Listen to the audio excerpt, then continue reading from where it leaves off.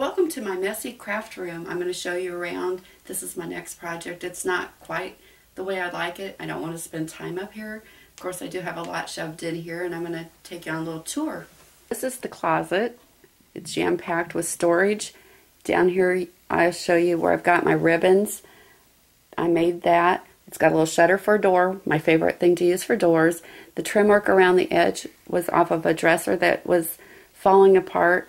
A gentleman gave it to me, and then I made the box for the inside and added dowels to hold all my ribbons and my cache of sewing machines. On this corner, I like these crates, except they're kind of wobbly, and I want to do something with that and organize it. Here's a bookshelf that I just really don't care for.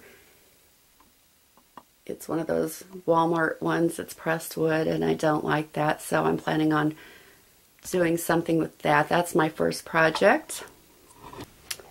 And here, this little shelf dresser, that was one of my very first projects that I did when I was about 16. I have loved antiques. I refinished this dresser, but as I'm finding out, all the oak and dark wood kind of makes your whole house dark, so I'm going to try to do something different with that. A little drawer unit that I made, and I'm planning on taking all the stuff out of the drawers on my sewing machine cabinet and doing something different there.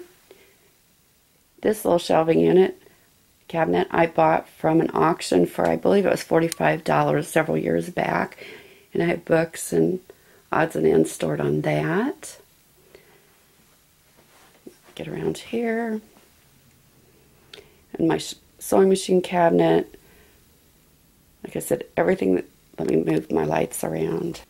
And from the dresser over to another matching shelving unit with more books, ribbons. Up on the top there's buttons, and I really can't reach them without climbing. More material, more bins, and this file cabinet. Everything's dark in here. And in the center of the room, I have another trunk with more material.